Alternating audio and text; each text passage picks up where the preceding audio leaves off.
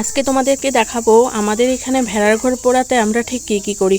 এখানে অন্ধকারে আমাদের বাড়ির সামনে একটা ক্ষেতের মধ্যে এখানে একটা ঘর বানানো হয়েছে, এটাকে বলে ভেড়ার ঘর। তো এটা পোড়া হবে আর ভিতরে একজন পুজো দিয়ে নিয়েছে, আর এখানে এখন ধূপকাঠি প্রদীপ সব দেখে নেওয়ার পরে এখন সেটা পোড়া হবে।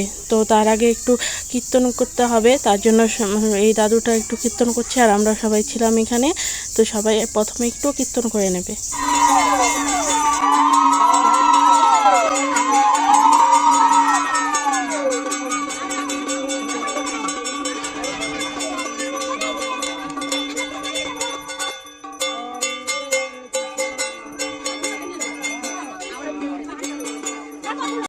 আমাদের পাড়ার বাচ্চারা এই ঘরটাকে খড়, বাঁশের কঞ্চি এসব দিয়ে বানিয়েছে।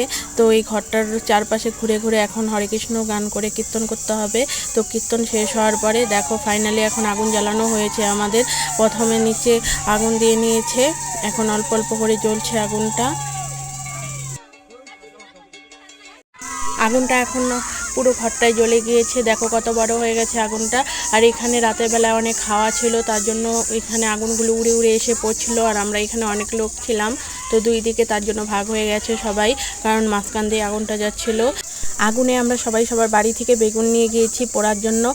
ওই ঘরটার মধ্যে বেগুনগুলো দিয়ে দেওয়া হয়েছে, কারণ ওটা প্রসাদ হিসেবে খাওয়া হয়।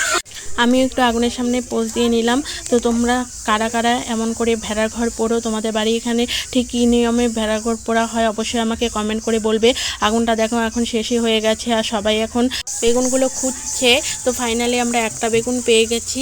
আর আজকের ভিডিওটা আমি এখানেই শেষ করছি। ভিডিওটা ভালো লাগলে অবশ্যই লাইক, কমেন্ট আর একটা শেয়ার করে দেবে। আর তোমাদের এখানে তোমরা ঠিক কী করো অবশ্যই কমেন্ট করে বলবে।